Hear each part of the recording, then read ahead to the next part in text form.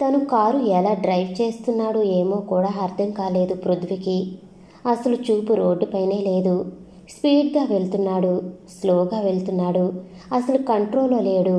అంతలో ఎదురుగా లారీ వచ్చేసింది. లారీవాడు గట్టిగా హారన్ కొట్టేస్తున్నాడు. అటు తిప్పి ఇటు తిప్పి తప్పించుకోబోయి వెళ్ళి చెట్టుకు గుద్దాడు. అంతే, లారీ పాస్ అయిపోయింది. కొన్ని క్షణాలు కన్ఫ్యూషన్. ఏమైంది అర్థం కాలేదు. ఎయిర్ బ్యాగ్స్ ఓపెన్ అయ్యాయి కనుక పృథ్వీకి ఏ ప్రమాదం జరగలేదు. కానీ కారు ముందు భాగం బాగా డ్యామేజ్ అయ్యింది. ప్రణవ్ ఫోన్ రింగ్ అయ్యింది. లిఫ్ట్ చేసి, హాయ్ పృథ్వీ. ఒరే ప్రణవ్, నేను రోడ్డుపైన ఉన్నాను, నువ్వు వెంటనే రా. పృథ్వీ, నీ గొంతు అదోలా ఉంది ఏమి? చిన్న యాక్సిడెంట్ అయ్యిందిరా. Oh my God, ambulance phone చేయలేదు? కారు కంపెనీకి ఫోన్ చేశాను. జోక్ చేయకు, నువ్వెలా ఉన్నావు? నేను బాగానే ఉన్నానురా. నువ్వు కారు తీసుకుని వెంటనే పీలేరు దాటి మదనపల్లి రోడ్డుపైకి వచ్చాయి. ఒకసారి వీడియో కాల్ చెయ్యి. పృథ్వీ చేసేలోపే ప్రణవ్ చేశాడు. పృథ్వీ బాగానే ఉన్నాడు, కానీ మొహంలో అలసట. కారు ముందు భాగం డ్యామేజ్ అయ్యింది. అది పెద్ద విషయం కాదు. పృథ్వీ సేఫ్, అమ్మయ్య అనుకున్నాడు. కానీ అంత క్లియర్గా ఉండే రోడ్డులో యాక్సిడెంట్ ఎలా? ఏదో ఆలోచిస్తున్నానులే. మూడవుట్, త్వరగా రా. నువ్వు పక్కన ఉంటే బాగుంటుంది.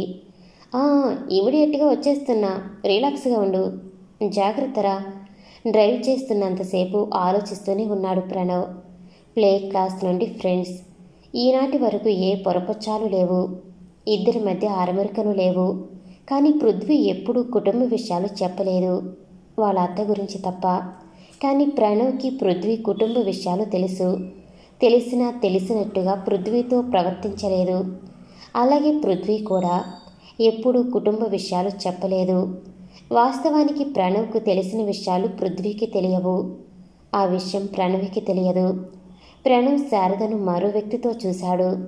అదే సమయంలో కృష్ణకుమార్ వచ్చి పోట్లాడి శారదను తీసుకువెళ్ళాడు. ప్రణవ్ వాళ్ళకి ఒక హోటల్ ఉంది తిరుపతిలో. అక్కడికి అతడితో శారద వస్తూ ఉంటుంది. ప్రణవ్ పృథ్వీ స్నేహితుడని శారదకు తెలియదు. అలాగే కృష్ణకుమార్ కూడా. ప్రణవే కాదు, పృథ్వీ ఫ్రెండ్స్ ఎవరూ వారికి తెలియదు. ఆ విషయాలు ఎప్పుడూ పృథ్వీకి ప్రణవ్ చెప్పలేదు. అసలు ఈ విషయం పృథ్వీకి తెలుసో తెలియదో కూడా ప్రణవ్కి తెలియదు. పృథ్వీ తన ఇంటికి ఎప్పుడూ ఫ్రెండ్స్ని రమ్మనడు.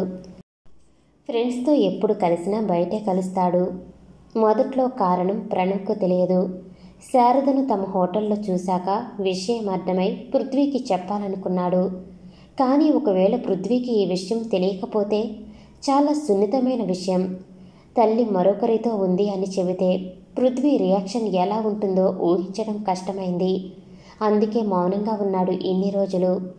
అంతేకాక పొద్దున శారదను మళ్ళీ అదే వ్యక్తితో చూశాడు. ఇప్పుడు తను హోటల్కి రావటం లేదు. భర్తకు తెలిసింది కనుక మరో ప్లేస్ వెతుక్కున్నట్టు ఉంది. అయినా ఈ వయసులో ఏమిటి? వెంటనే తను వాళ్ళని ఫాలో అయ్యాడు. కృష్ణకుమార్ కూడా వచ్చేశాడు. పెద్ద గొడవ జరిగింది. శారదతో ఉండే అతను డిఎస్పి.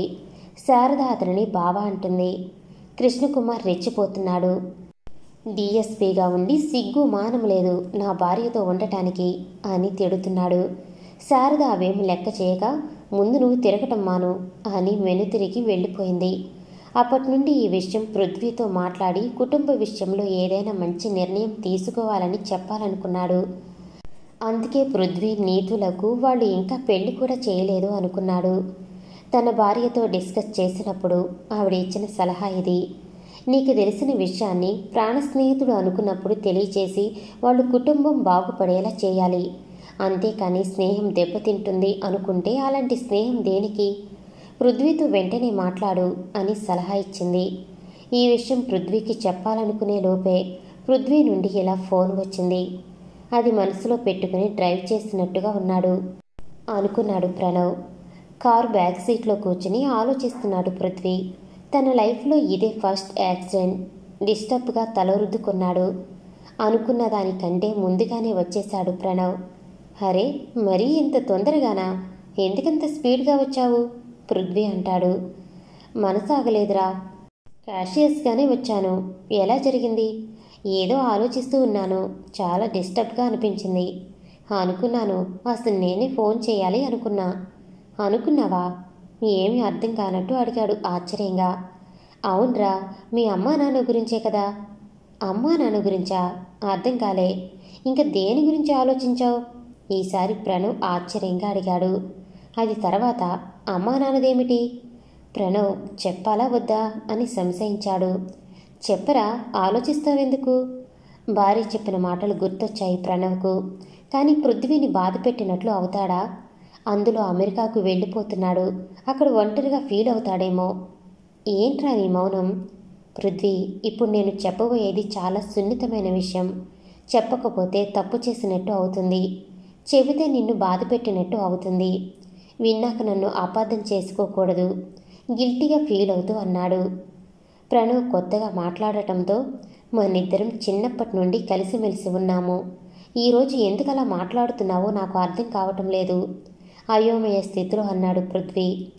ఒక విషయం అడుగుతాను, చెప్పు. మీ అమ్మా నాన్నకు ఎందుకు విభేదాలున్నాయి? విభేదాలా? వింతగా ప్రశ్నించాడు. అవును, అంత ఆశ్చర్యపోతావేమి? మీ అమ్మా నాన్న వాదించుకోరా? సరిగ్గానే ఉంటారా? మొదటి నుండి అమ్మా నాన్నతో నాకు ఉన్న అనుబంధం ఒకే ఇంటిలో అందరం ఉంటాము. అంతే, నాకు తెలుసు. వారి ఆత్మీయత అనురాగాలు తెలియవు. నీతు చెల్లెలు అయినా ఇద్దరం కలిసి పెరిగింది తక్కువ. మా అత్త దగ్గర ఉన్నంత కాలమే కలిసి ఉన్నాము. తర్వాత అంతా హాస్టల్. ఉన్న ఇంటిలో పుట్టాము కనుక దేనికి విభేదాలు లేవు. ఎవరి జీవితం వాళ్లకు నచ్చినట్లుగా జీవిస్తున్నాం. ఒకరినొకరు కంట్రోల్ చేసుకోవటం కానీ వాదించుకోవటాలు కానీ ఏమీ లేవు. అత్త మాత్రమే నా చిన్నప్పుడు నీకేం కావాలి అని అడిగేది. కావాల్సింది చేసి పెట్టి కబుర్లు చెబుతూ తినిపించేది. సంతోషం అంటే ఆ రోజులే. అత్త వెళ్ళాక హాస్టలు. ఏం పెడితే అది తినడం. ఇంటికొచ్చాక తినేటప్పుడు ఎవరు ఉండరు. నీతు వాళ్ళ ఫ్రెండ్స్తో, నేను నా ఫ్రెండ్స్తో గడిపేవాళ్ళం. మాకు ఏం కావాలని అడిగేవాళ్ళు కూడా ఎవరూ లేరు. నానమ్మ తాతయ్య కూడా మమ్మల్ని దగ్గరకు తీసుకుని ఆడించింది లేదు. ఒక అత్త మాత్రమే ఇల్లు అంటే ఎలా ఉండాలి అని చూపెట్టింది. సాలోచనగా అంటూ ఆగాడు పృథ్వీ. నువ్వు మన ఫ్రెండ్స్ దగ్గరైనా ఇల్లంటే ఎలా ఉంటుందో చూసి ఉంటావు కదా. మరి మీ అమ్మా నాన్న అలా ఉండటం లేదు అని గ్రహించలేదా? అమ్మా నాన్న ఎప్పుడూ నా దగ్గర ఒకరి గురించి ఒకరు చాడీలు చెప్పేవాళ్ళు. అప్పుడు నాకు 6 ఏళ్ళు. అత్తను దూరం చేశారని వాళ్ళపైన కోపం ఉండేది. అమ్మ మాత్రమే నన్ను అత్త దగ్గర వదిలి వెళుతుందని నాకు అమ్మంటే ఇష్టం. నాన్న దగ్గరికి వెళితే అమ్మ దగ్గరికి వెళ్ళమనేవాడు. అమ్మ దగ్గరికి వెళితే నాన్న దగ్గర ఉండమనేది. ఎప్పుడైనా వారిద్దరూ ఉంటే వారి మధ్య గొడవలు. ఉండలేకపోయేవాడిని. అంతే తప్ప నాకు వాళ్ళ గురించి ఏమీ తెలియదు. అవునులే, మా హోటల్కి వచ్చింది కాబట్టి నాకు తెలిసింది. లేదంటే ఎవరికీ తెలిసేది కాదేమో. ఏంట్రా సస్పెన్స్లో పెట్టి చంపుతున్నావు?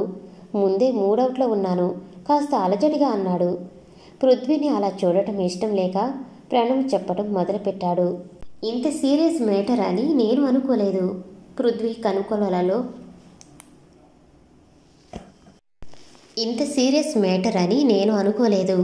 పృథ్వీ కనుకొలలో తడి కనిపించింది. ప్రణవ్ పృథ్వీ చేతిని నొక్కుతూ, ప్లీజ్ పృథ్వీ, బాధపడకు. మా హోటల్ ఊరు చివరి కదా ఉండేది. లోకల్ వాళ్ళు ఎవరూ రారు. పృథ్వీ అదోలా నవ్వి ప్రణవ్ భుజంపై చేయి వేసి ఆత్మీయంగా నొక్కాడు. పరువు కన్నా కుటుంబం ముఖ్యం. అత్త రాసిన మాటలు మననం చేసుకుంటూ అన్నాడు. అత్త రాసిన లెటర్స్ ఎన్నో మార్లు చదివినాక మనసులో నిలిచిపోయిన వాక్యాలివి. పృథ్వీ తన కారు దగ్గరికి వెళ్ళి అందులోని తన వస్తువులను తీసుకొచ్చి ప్రణవ్ కారులో పెట్టి ట్యాబ్ ఓపెన్ చేసి ప్రణవ్కిచ్చి, ఈ లెటర్ చదువుతావరా? నేను డ్రైవ్ చేస్తాను అన్నాడు. నాకు తెలుగు చదివేది రాదు. నువ్వే చదువు, నేను డ్రైవింగ్ చేస్తూ ఉంటాను. నాకెప్పుడు ఒంటరితనం అనిపించినా ఈ ఉత్తరాలే నా తోడు. పృథ్వీ, ఆశీస్సులు నాయనా. నువ్వు హాస్టల్లో ఉన్నావని ఏడవకు, దిగులు పడకు. నా చిన్నప్పుడు 2 సంవత్సరాలకే మా అమ్మ చనిపోయింది. ఎత్తుకునే వాళ్ళు లేరు, ఓదార్చేవాళ్ళు లేరు. ఒంటరిగా పడుకున్నాను. నువ్వు పుట్టే వరకు నా జీవితం అంతా అలాగే గడిచింది. నువ్వు ఎంతో అదృష్టవంతుడివి. నా చిన్నతనం నుండి ఎవరైనా నన్ను దగ్గరకు తీసుకుంటారేమో, నాతో ప్రియంగా మాట్లాడతారేమో అని పరితపించేదాన్ని. కానీ నీ జీవితం అలా కాదు. నీ బాగోగుల గురించి ఆలోచించే అమ్మా నాన్న ఉన్నారు. అందుకే వారు నిన్ను అక్కడ చేర్చారు. కావలసినంత మంది స్నేహితులు ఉంటారు. ఆడుతూ మాట్లాడుతూ చదువుకుంటూ బ్రతకొచ్చు. ధైర్యం వహించు. మీ అమ్మ నన్ను తిట్టిందని బాధపడకు. అమ్మ నిన్ను ఎందుకలా అనాలి అని అడిగావు. చిన్నవాడివైనా ఎంత చక్కగా ఆలోచించావు. మీ అమ్మ అంటే ఎవరు? మా వదిన కదూ. తను అన్నంత మాత్రాన నా పరువు పోతుందా? పరువు కన్నా ముఖ్యం కుటుంబం. అంతేకాక నా చిన్నారి తండ్రి పృథ్వీని నాకందించిన దేవతరా మీ అమ్మ. నీకు ఇప్పుడు 8 సంవత్సరాలు దాటాయి. నేను నీ దగ్గరికి వస్తూ ఉంటే నీ చదువు పాడవుతుందని తన బాధ కాబోలు. నువ్వు బాగా చదువుకుని గొప్పవాడివయ్యి నా దగ్గరికి రా. అంతవరకు ఏ దిగులు పెట్టుకోకు. మా పృథ్వీ చాలా ధైర్యవంతుడు కదా. అత్తమాట విని నవ్వుతూ ఉంటాడు. ఎవరి మాటలు పట్టించుకోకు. అమ్మ లేని లోటేమిటో నాకు తెలుసు. అమ్మ లేకపోతే మన అభివృద్ధే ఉండదు. మన మంచి కోరేది అమ్మ మాత్రమే. అమ్మ చెప్పిన మాట విను. నిన్ను కలవాలని ఉన్నా, నీ మంచి కోసమే దూరంగా ఉన్నా. ఇలాంటి లెటర్స్ నా దగ్గర ఎన్నో ఉన్నాయి. ఒంటరితనం అనిపించిన, హాస్టల్లో పిల్లలు కొట్టిన అత్తకు చెప్పుకోగలిగాను. అమ్మకు చెప్పుకోలేకపోయాను. నా మాటలు వినేది కాదు. మీ టీచర్కు ఎందుకు చెప్పవు అని వాళ్ళకి ఫోన్ చేసి మాట్లాడేది. వారు కోపంగా ఇంటి వరకు ఎందుకు తీసుకెళ్ళావు అని కోప్పడేవాళ్ళు. తర్వాత ఎవరికీ చెప్పుకోవటం మానేశాను. అమ్మ నాన్న మాటలు ఆ వయసులో అర్థం కాలేదు. ఇప్పుడు నాకు అర్థమవుతుంది. అమ్మ నేనే అక్కర్లేనప్పుడు నీ బిడ్డ నాకెందుకు అంటే, వాడు నా కొడుకు వాడి కొడుకు ఎవరికి తెలుసు అని నాన్న అనేవాడు. ఆ మాటతో అమ్మ రెచ్చిపోయి వస్తువులన్నీ విసిరి కొట్టేది. హాస్టల్ వెళ్ళాక ఇవేం తెలియదు. తర్వాత అమెరికా, ఫ్రెండ్స్ అంతా. ఏరా పెళ్ళెప్పుడు అంటే నాకే ఆలోచన రాలేదు అనుకున్నాను ఇన్నాళ్ళు. కానీ మాకు పెళ్లి చేయాలన్న ధ్యాసలో కూడా అమ్మా నాన్న లేరన్నమాట. పృథ్వీలోని భావోద్వేగాలు ప్రణవ్ కూడా బాగా అర్థమైంది. కానీ మౌనంగా ఉండిపోయాడు. కన్న కొడుకు ముందు నేరస్తురాలిగా నిలబడాల్సి వస్తుందని శారది ఎప్పుడూ అనుకోలేదు. కొంతసేపు మౌనం తర్వాత, నా పెళ్లికి ముందే మా బావని నేను ఇష్టపడ్డాను. కుటుంబ కలహాల వల్ల మా పెళ్లి ఆగిపోయింది. మీ నాన్నకి నన్ను ఇచ్చి చేశారు. కానీ మీ నాన్నకి ఒక్కో క్యాంపులో ఒక్కొక్కరు ఉంటారు. నాకు కేవలం డబ్బు నగలు చాలన్నట్టుగా ప్రవర్తించేవారు. మా అమ్మా నాన్న మీద కోపంతో నేను డెలివరీస్ కూడా పుట్టింటికి వెళ్ళలేదు. కానీ మా బావ పెళ్లి చేసుకున్నా నేనంటే పడి చచ్చేవాడు. మీ నాన్న ఎలా ఉండటంతో నా దారి నేను చూసుకున్నాను. విడాకులు తీసుకుందామంటే ఒప్పుకునేవారు కాదు. నేను ఓదార్పు కోసమే బావ దగ్గరికి వెళ్తాను. పృథ్వీ తల్లి చేతిని ఆప్యాయంగా తన చేతిలోకి తీసుకున్నాడు. తల ఉంచుకు కూర్చున్న శారద ఒడిలో తలపెట్టుకుని, అమ్మా, నాన్నది తప్పే కాదనను. కానీ నువ్వేం చేస్తున్నావు? మీ బావతో నువ్వు ఉండటం అతని భార్య చూసింది అనుకో. మీ బావపై కోపంతో ఆమె మరొకరి దగ్గరికి వెళ్ళాలా? అది సబబేనా? అలా అయితే భార్యాభర్తలు అంటే అర్థమే లేకుండా పోతుంది. ఇక మనుషుల్ని ఎలా నమ్ముతాం? అమెరికాకు వెళ్ళి నాకే అర్థమైంది భారతీయ స్త్రీ యొక్క గొప్పతనం. వాళ్ళు అక్కడ భారతీయతకు, ముఖ్యంగా భారతీయ స్త్రీకి చాలా విలువ ఇస్తారు. దాన్ని మనం కాపాడుకోవాలమ్మా, నచ్చ చెప్తున్నట్టుగా అన్నాడు పృథ్వీ. కృష్ణకుమార్ కొడుకు ముందు నిలబడలేకపోయాడు. మీరు తప్పు చేస్తూ అమ్మ తప్పు చేస్తుంది అనడం తప్పు నాన్న, డైరెక్ట్గా మేటర్లోకి వచ్చేస్తూ అన్నాడు. కాస్త తడబడిన, ఏమిటి అని అడిగాడు బింకంగా. మీరు పొద్దున హోటల్లో గొడవ పడ్డం నేను చూశాను. అమ్మకు బుద్ధి చెప్పలేకపోయావా? నా దగ్గరికి వచ్చావు. అమ్మను అడగాల్సినవన్నీ నేను అడిగాను.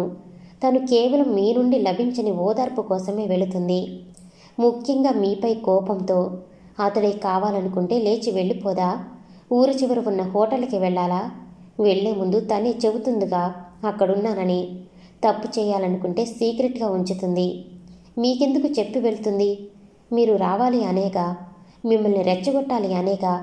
అతడే కావాలనుకుంటే పుట్టింటి పేరుతో వెళ్ళి అక్కడే కలవదా? మీ అలవాట్లు మార్చుకోండి. ఇంత వయసు వచ్చింది. మీ పిల్లలు మిమ్మల్ని చూసి ఏం నేర్చుకుంటారు? ఒకరి మీద ఒకరు కక్షతో మీ నైతిక విలువలు పోగొట్టుకుంటున్నారు.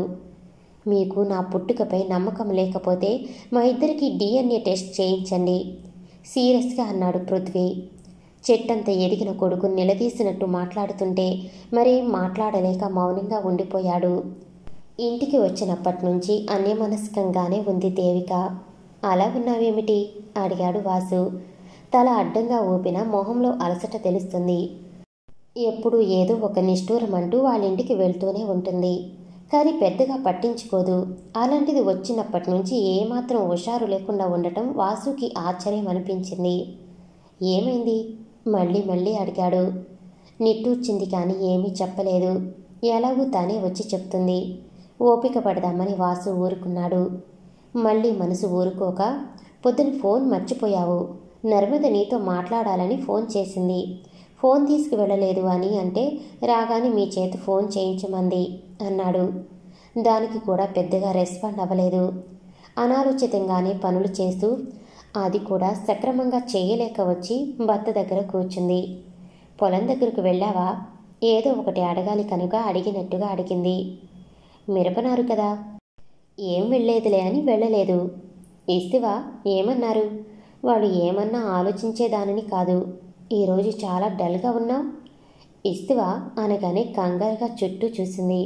ఎందుకంత భయం? వాసుకి అర్థమైపోయింది సత్యవతి వింటుందేమోననే అనుమానంతోనే దేవి ఎంతసేపు నోరు విప్పలేదు అని. సరేలే, పాపతో మాట్లాడు అన్నాడు ఫోన్ అందిస్తూ. కూతురుకు ఫోన్ చేసింది.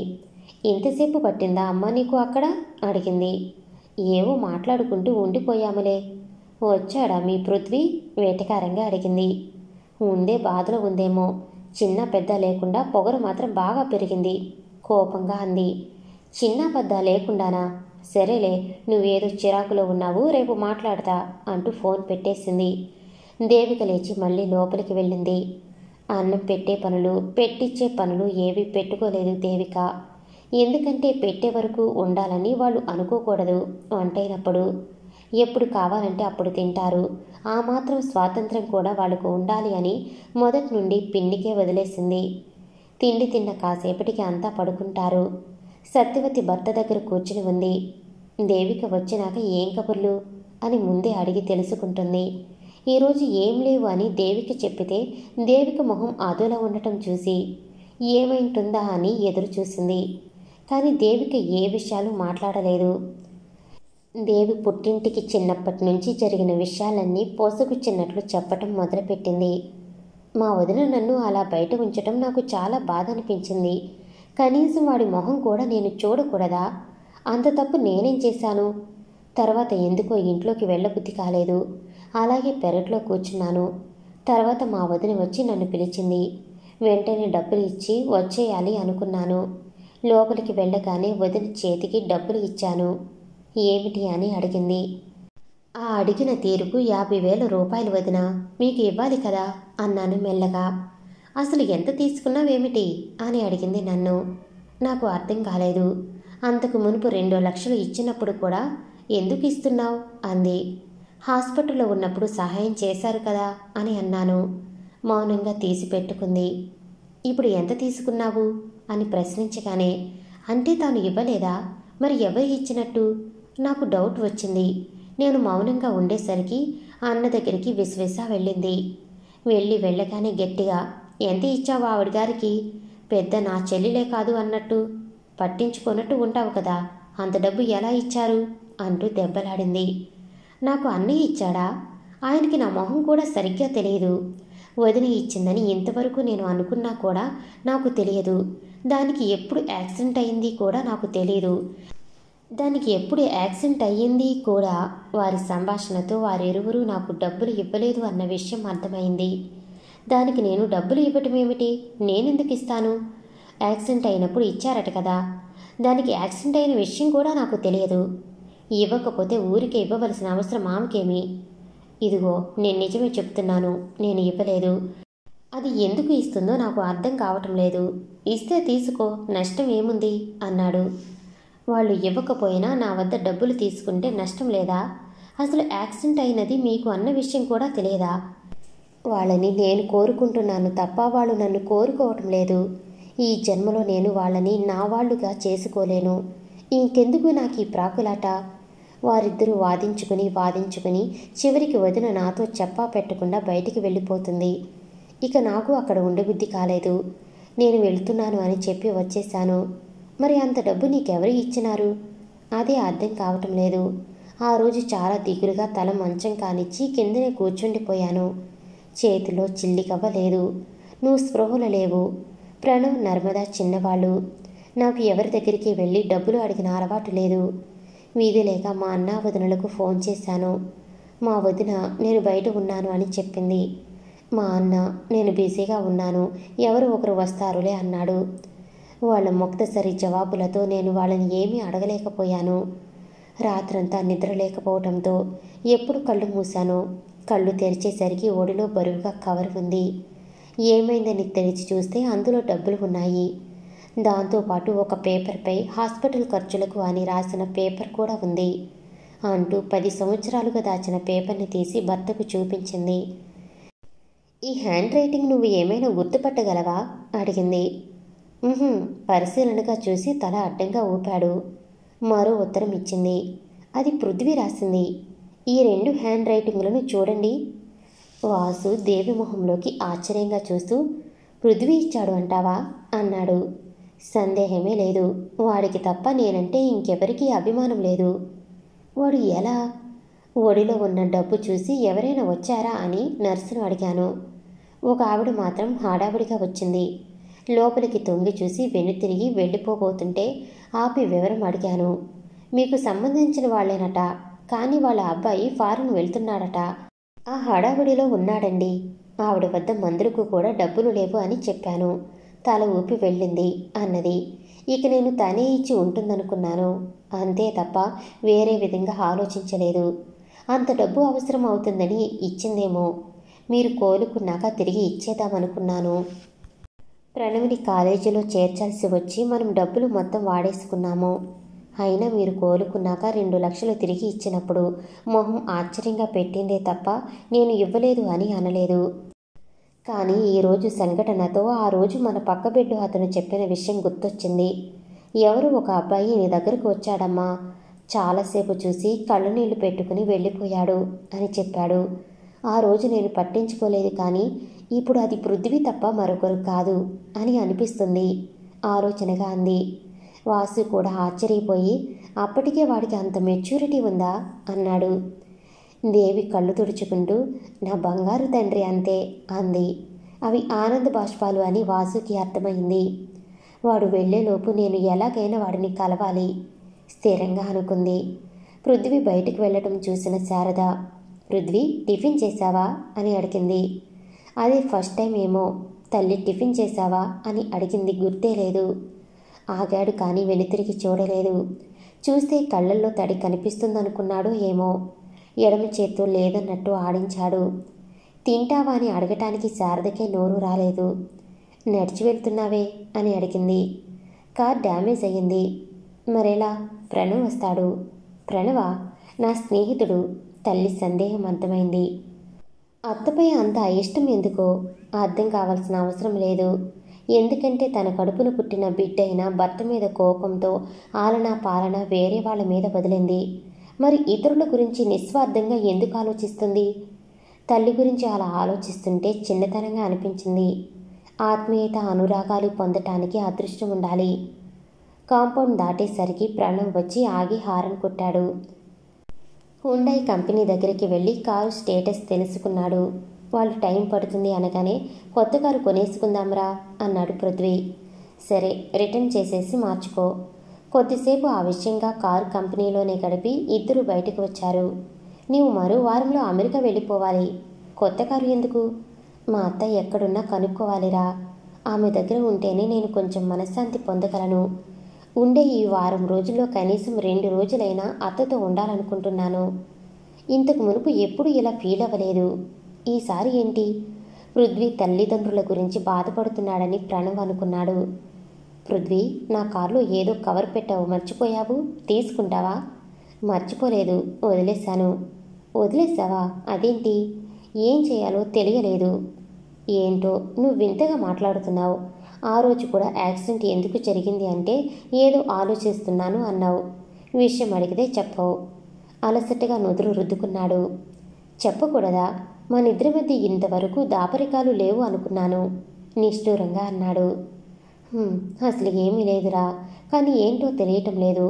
ఫోన్ తీసి వీడియోస్ ఓపెన్ చేసి నర్మద డ్యాన్స్ చేసిన వీడియో చూపెట్టాడు. ఈ డ్యాన్స్ వీడియోని ఎన్నిసార్లు చూశానో నాకే తెలియదు. ఎందుకు చూస్తున్నానో అసలు అర్థం కావటం లేదు. చూసినంతసేపు మనసంతా హాయిగా ఉంటుంది. తనను కలవాలనిపిస్తుంది, మాట్లాడాలనిపిస్తుంది. కంపెనీ పని ఉన్నా మొన్న మదనపల్లి ఎందుకెళ్లానో తెలుసా? తనని చూడటానికే. కానీ అది ఒప్పుకోవటానికి అహం అడ్డొస్తుంది అని అనిపిస్తుంది. నిజం చెప్పాలంటే తను వేసుకున్న డ్రెస్ని మనం లాస్ట్ ఇయర్ టూర్కి వెళ్ళినప్పుడు నేను కొన్నాను. నీకు గుర్తుందో లేదో? అవును, ఆ పెద్దవడను చూసి కొన్నావు. తను అదేలాంటి డ్రెస్ వేసుకుని డాన్స్ చేస్తుంటే మైమర్చి చూశాను. తన డాన్స్ నచ్చింది, పొగరు నచ్చింది. కానీ తను నన్ను అవాయిడ్ చేస్తుంది. అలసటిగా అలజడిగా చెబుతున్న పృథ్వీని చూసి పగలబడి నవ్వి, అమ్మయ్య, ఇన్నాళ్ళకు దారికి వచ్చావు అన్నాడు. ప్రణవ్ పగలబడి నవ్వటంతో పృథ్వీకి మరింత అవమానంగా అనిపించింది. తనను ఎవరూ ఇంతవరకు వ్యతిరేకించలేదు. అందరూ తన స్నేహాన్ని కోరుకున్న వాళ్లే. ఆ అమ్మాయిలైతే తన కోసం అరులు చాపిన వాళ్లే. తనే వాళ్ళని సున్నితంగా తోసిపుచ్చాడు. తను ఏమీ పట్టించుకోకపోవటంతో వాళ్ళు దూరమయ్యారు. అంతెందుకు, వారి పెళ్లిళ్లకు వెళ్ళినప్పుడు బంధువులు ప్రపోజ్ చేశారని ఒకడైతే తన చెల్లెలు కోసం కూడా అడిగాడు. ఎంతమంది తన కోసం అడిగితే తను ఏనాడు కూడా గ్రేట్గా ఫీల్ అవ్వలేదు. తనకు ఆలోచనే లేకుండా ఉండింది. ఈరోజు ఈ అమ్మాయి తన చూపులతో దూరం పెట్టిందేమిటి? పెడితే కూడా పెట్టని ఎందుకు ఫీల్ అవ్వాలి? ప్రణవ్ అది ప్రేమే అంటే తనకెందుకు ఉడుకుమొత్తనం వస్తుంది? ఎన్నో పనులు ఉంటే తను ఎందుకు తన గురించి ఆలోచిస్తున్నాడు? కోపం తెచ్చుకున్న ప్రతిసారి ఆ వీడియోలు ఎందుకు చూడటం? దాన్ని చూసి ఎందుకు ఉపశమనం పొందటం? మళ్ళీ తనని చూడాలని కోరిక కలగటం? అసలు ఇప్పుడు కొత్త కారుతో పనేముంది? అంత అర్జెంటుగా తీసుకుని ఎవరికీ చెప్పకుండా తను ఎందుకు మదనపల్లికి వెళుతున్నాడు? ఇదంతా ఏంటో, ఎప్పుడు లేని బాధ. ఆకలి కూడా వేయటం లేదు. ముందుకు ఫుడ్ వచ్చినా తినబుద్ధి కావటం లేదు. అమ్మా నాన్నల విషయం కూడా ఎక్కడో వెలితి పుట్టింది. ఎవరైనా తనను దగ్గరకు తీసుకుని ఓదార్చాలి. ఎప్పుడు లేనిది ఎవరినైనా పట్టుకోవాలని ఉంది. తన మనసులోని భావాలను చెప్పుకోవాలని ఉంది. అత్త ఎక్కడుందో అత్త జాడ తెలుసుకోవాలి. అమ్మా నాన్నకు తెలిసి ఉంటుందా ఏమో. ముందు ఇంటికి వెళ్ళగానే అమ్మా నాన్న ఫోన్లో అత్త పేరుతో నంబర్ ఉందేమో చూడాలి. ఒకవేళ నీతుకి ఏమైనా తెలిసి ఉంటుందా? ఆలోచిస్తుండగానే కాలేజీ వచ్చేసింది. నేరుగా ప్రిన్సిపాల్ రూమ్ వైపుకు వెళ్ళాడు. తమ కంపెనీ తరఫున క్యాంపస్ సెలక్షన్స్కి ప్రపోజ్ చేశాడు. ప్రిన్సిపల్ చాలా సంతోషపడిపోయాడు.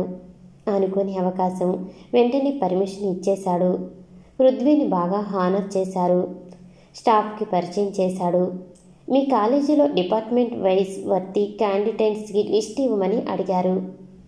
అందులో నర్మద పేరు ఖచ్చితంగా ఉంటుందని తెలుసు. వాళ్ళ ఫోన్ నంబర్లు తీసుకున్నాడు.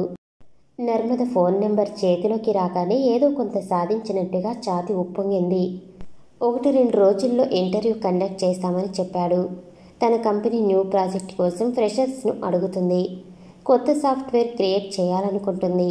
అందుకు క్రియేటివిటీ ఉండి ఓపికగా ఉన్న యంగ్స్టర్స్ కావాలి. యూనివర్సిటీ ఫంక్షన్స్లో పడి ఈ విషయాన్ని మర్చిపోయాడు.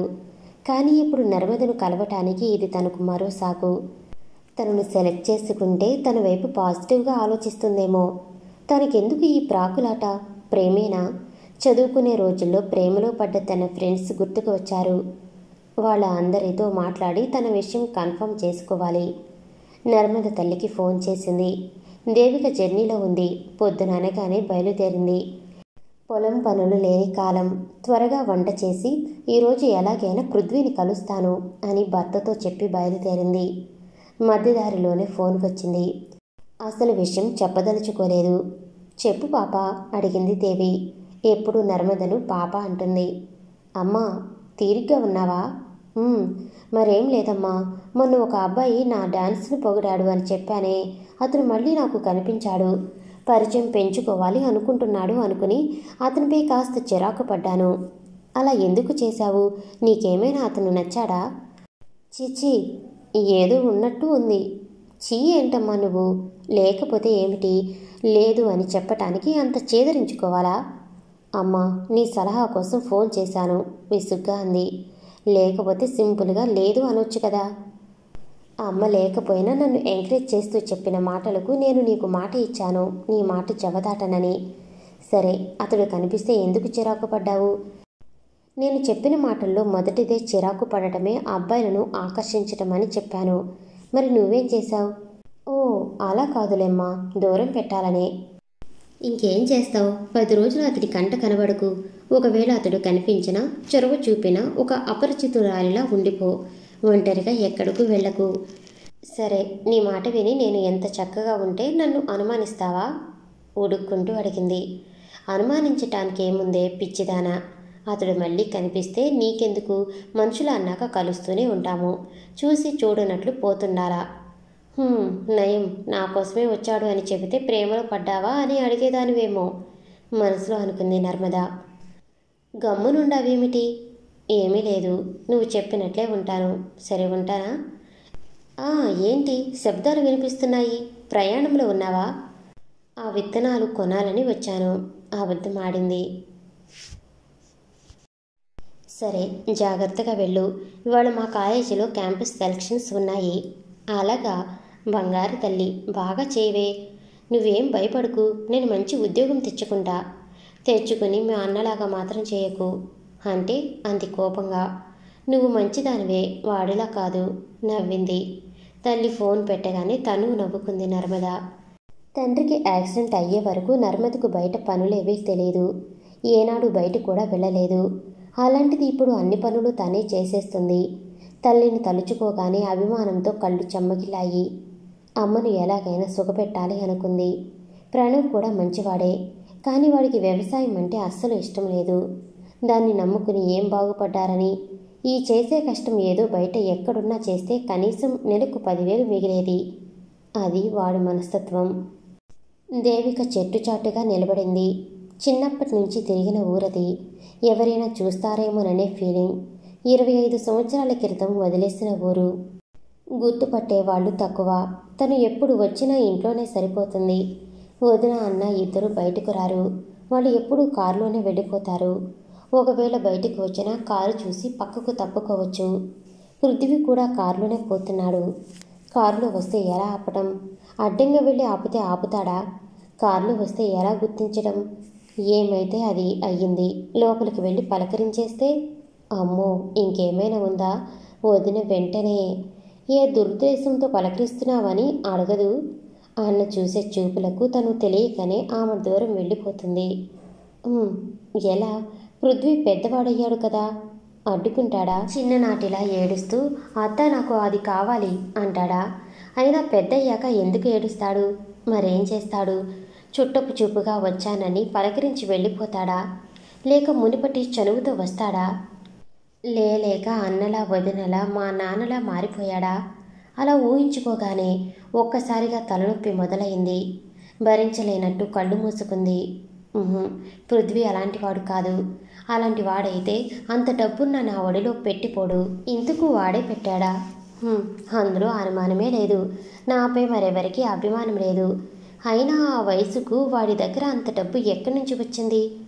అదంతా ఏమో పృథ్వీనే, మరెవరూ కాదు. అలా అనుకుంటూనే మనసు కొంచెం శాంతించింది. అంతలో కాంపౌండ్ దాటి కారు ఒకటి రోడ్డుపైకి వచ్చింది. దేవిక కంగారుగా రోడ్డు మధ్యలోకి వెళ్ళిపోయింది. కొంచెం ఉంటే పడిపోయేది. సడన్ బ్రేక్ వేయటంతో కారుపై వాలిపోయింది. దేవిక కూడా భయపడిపోయింది. పృథ్వీ కారు దిగి వచ్చి కంగారుగా చూస్తూ, ఏం అవ్వలేదు కదా, అయినా చూసుకుని రావాలి కదా, అంత వేగంగా వచ్చేసారేంటమ్మా అంటూ వాలిపోయిన దేవికని పైకి లేపాడు. దేవిక ముక్కు నలుపుకుంటూ పృథ్వీని చూసింది. గుర్తుపడతాడా లేదా? తనేమో గుర్తుపట్టేస్తుంది. ఏం మాట్లాడక మౌనంగా పృథ్వీని చూసింది. మామూలుగా చూశాడు. తర్వాత కళ్ళు విప్పాచి చూశాడు. ఆశ్చర్యం ఆనందంగా సంభ్రమంగా మార్చుతుంది. నమ్మలేకపోతున్నాడు. అపనమ్మకంగా అత్త అన్నాడు. పట్టుకున్న తీరు, పిలుపున పిలుపు. పృథ్వీలో ఏ లోపము రాలేదని చెప్పకనే చెప్పింది. పృథ్వీ సంబరంతో చుట్టేసింది పృథ్వీని. కళ్ళలో నీళ్లు వచ్చేసినాయి.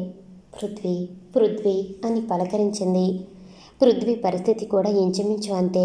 చిన్నపిల్లాడు అయిపోయాడు. రోడ్డుపై వద్దుదా. చివరికి దేవిక తనే ముందుకు తేరుకుంది.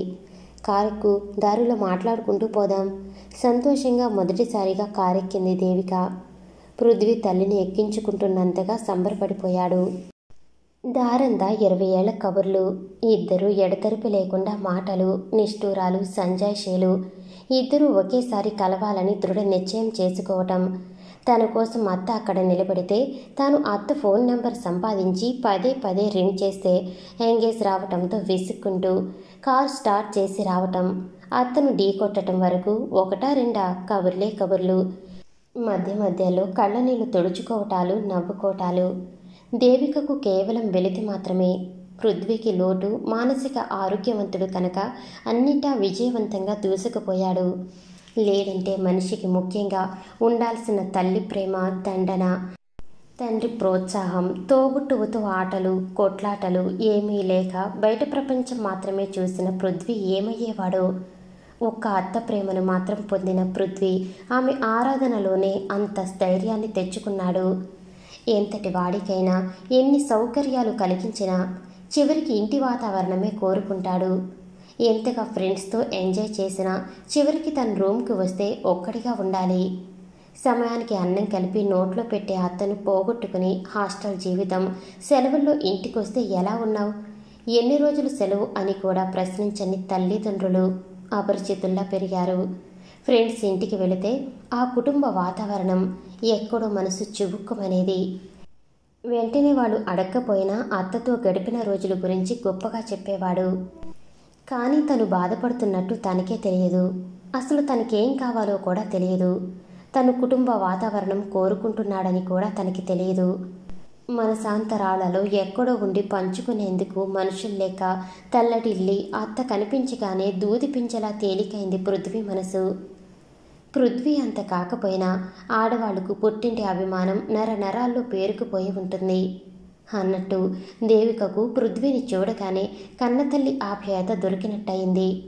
లేకపోతే చేతులు చిల్లికవలేక, ఎవరితో పరిచయం లేక సిగ్గు విడిచి అన్నావదులను అర్థిస్తే కంటి చూపుకు కూడా రాకపోగా అన్నీ చూసుకోవలసిన యజమాని నిస్సహాయుడై పడి ఉంటే సేవ తప్ప ఏమీ చేతకాని తను నిస్సహాయంగా మందులకు డబ్బులు అడుక్కుని తీరుస్తానని చెప్పలేని అసహాయ స్థితిలో ఉంటే ఊహించని విధంగా అంత సొమ్ము ఒడిలో పెట్టింది కన్నతల్లి కాక మరెవరు అని తను భావించి చాకరీ చేస్తే ఇవ్వని డబ్బు తీసుకుని మరీ వాదించి తన కళ్ళు తెరిపించిన వదినే లేకపోతే ఈ బంగారు తండ్రిని కలవాలని నాకెందుకు అనిపించేది?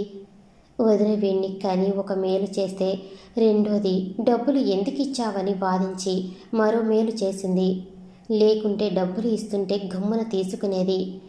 ఇక చివరి వరకు నేను అది నా బంగారు తండ్రి అని తెలుసుకోకనే పోదును. ఎంత మంచి మనసు ఇచ్చాడో ఆ భగవంతుడు. అత్త, నాకు కాలేజీలో పనుంది, అంతవరకు నువ్వు సినిమా చూస్తూ కూర్చో, నేను త్వరగా ముగించుకుని వస్తా. ఎక్కడికొచ్చారో ఏమో కూడా తెలియదు దేవికకు. అది కూడా చదివే కాలేజీ అని కూడా తెలియదు. ఏ రోజైనా వచ్చుంటే కదా తెలిసేది. రిటన్ టెస్ట్ జరుగుతుంది. నర్మదతో పాటు హాల్లో చాలామంది రాస్తున్నారు. హాల్ నిశ్శబ్దంగా ఉంది. Invigilation nominal. ఎవరికి వారు సీరియస్గా సాల్వ్ చేస్తున్నారు. నర్మద ఎంటర్ అయినప్పుడు పృథ్వీ లేడు. ఫ్రెండ్స్తో సరదాగా ఎంటర్ అయ్యి ఎవరి సీట్లో వాళ్ళు కూర్చున్న తర్వాత నర్మద తలెత్తలేదు. కంప్లీట్ చేసి తలెత్తేసరికి ఎదురుగా కుర్చీలో పృథ్వీ తననే చూస్తూ ఒక్క క్షణం కళ్ళు పెద్దవైనాయి. ఆ క్షణమే వెంటనే ఎక్స్ప్రెషన్ మార్చేసింది. అతడెవరో తెలియనట్టు, తనకేం సంబంధం లేనట్టు మళ్ళీ పేపర్లోకి తలదూర్చింది. కావాలని ఎగ్జామ్ పెట్టాడా? అయినా అలా గుడ్లప్పగించి తినేసట్టు చూసేది ఏంటి? కొంచెం కూడా మర్యాద తెలీదా? మంచివాడా చెడ్డవాడా? ఎవరైతే తనకు ఏంటి? అలా చూస్తే వేరే ఎవరైనా చూస్తే ఏమైనా అనుకుంటారన్న ధ్యాస కూడా లేనట్టుంది. అమ్మేమో తనకు వాడికి తన మొహం 10 రోజుల వరకు చూపించకూడదు అంది. ఇక తనకు కనిపించడేమో అనుకుంది. ఇదేమిటిలా? నిజంగానే క్యాంపస్ సెలక్షనా లేక నాటకమా? యూనివర్సిటీ ప్రొఫెసర్ సంతలా పొగిడారు. ఫ్రెండ్స్ ఏమో ఇతడికి అడగాలంటే పడదు అంటున్నారు. మరి ఏంటిది? తను భ్రమపడుతుందా లేక వెంటపడుతున్నాడా? ఏంటో క్వశ్చన్ పేపర్పై పిచ్చి గీతలు గీస్తూ అనుకుంది. ఏదో నీడపడినట్టుగా అనిపించి తలెత్తింది. పృథ్వీ ఎదురుగా నిలబడి ఉన్నాడు. తొట్టుపడింది. అంతలోనే ఎందుకిలా అనుకుంది. ఏం చేయాలో అర్థం కాలేదు. దేనికిలా? కళ్ళు నేలపై చూస్తున్నాయి. ఇబ్బందిగా అనిపించింది. అయిపోతే ఇచ్చేయవచ్చు ఆసక్తిగా చేయి చాపుతూ అన్నాడు. యువబుద్ధి కాలేదు. అతడి చేతికి ఎందుకు ఇవ్వటం? ఏమో చివరికి అతని చేతికి వెళుతుందేమో. అయినా తను ఎంత ఫ్రీగా ఉంటుంది. తల కూడా ఎత్తటం లేదు ఏంటి? హాలు బయటకు వచ్చాక ఫ్రెండ్స్ అందరితో డిస్కస్ చేస్తుంటే ఒకరిద్దరు తప్ప మిగతా అందరూ పేపర్ టప్ అనుకుంటున్నారు. నర్మదను అందరూ నీకు గ్యారంటీలే అంటుంటే ఎందుకని అని మొదటిసారిగా అనుమానపడింది. అతను తననే గమనించటం వీడు చూసారా? తన కోసమే కండక్ట్ చేస్తున్నాడా? ఏంటి ఈ ఆలోచనలు? అతడు ఎందుకు వచ్చాడు ఏంటో? తనెప్పుడు అన్నిట్లో టాప్, అందుకే వాళ్ళు తనని అలా కామెంట్ చేసి ఉంటారు. కానీ తను ఎందుకు వేరుగా ఆలోచించింది? నిజంగా కూడా పేపర్ తనకు చాలా సులభంగా ఉండింది. అన్యమనస్కంగా ఆలోచిస్తూ ఉంటే నర్మద అన్న ఆశ్చర్యానందకరమైన పిలుపు వినిపించింది. సుపరిచితమైన గొంతు నమ్మలేనట్టుగా అటు చూసింది. ధన్య నవ్వుతూ పరిగెత్తుకుంటూ వచ్చింది. అరే ఇక్కడున్నావేమిటి? ఆశ్చర్యంగా అడిగింది. పృథ్వీ సార్ చెప్పారు, వాళ్ళ కంపెనీలు పోస్టింగ్స్కి సెలక్షన్ చేసుకుంటున్నారట. రమ్మంటే ఇక్కడికి వచ్చాను. చాలా మంచివారు కదా, అందులోనూ రెప్యూటెడ్ కంపెనీ. మొదటిసారిగా యూనివర్సిటీలోని ఈ సెలక్షన్స్ కండక్ట్ చేయాలనుకున్నారట.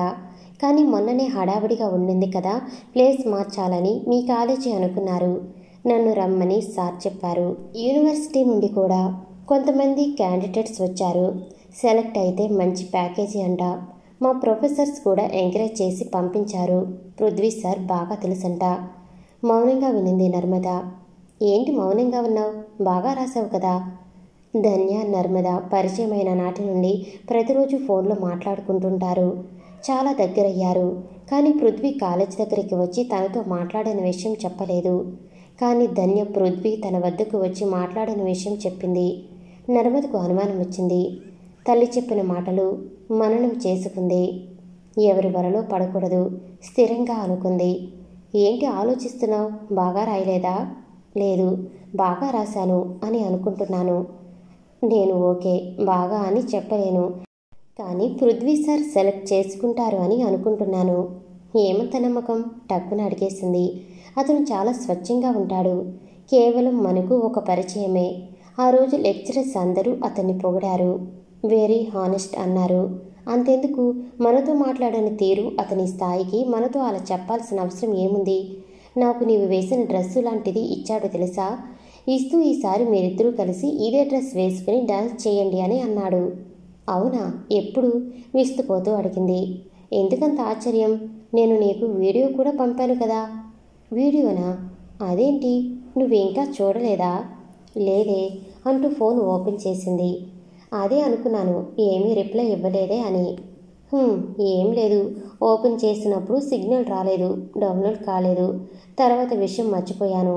ఇదిగో చూడు ఎన్ని మెసేజ్లు చూడలేదు. సరే ఇప్పుడు చూడు. నెరమద ఓపెన్ చేసి చూసింది. అందులో పృథ్వీ ఇవ్వటం లేదు, ఎవరో ఒకతను ఇస్తున్నాడు. అది ఒక ప్యాకెట్టు. పృథ్వీ తనకు ఇచ్చి చూడమంటే తను ఓపెన్ చేసి కూడా చూడకపోగా నెగ్లెక్ట్గా మాట్లాడింది. అతనెవరు అని అడగాలి అనుకునే లోపే ధన్య, అతడు పృథ్వీ సార్ ఫ్రెండు అట, పేరు ప్రణవ్. అతడే ఇచ్చి తర్వాత పృథ్వీ సార్ని వీడియో తీయమన్నాడు. సార్ వీడియోకి ఇంట్రెస్ట్ చూపలేదు, కానీ నేనే నాకు మెమరీస్ అని చెప్పాను.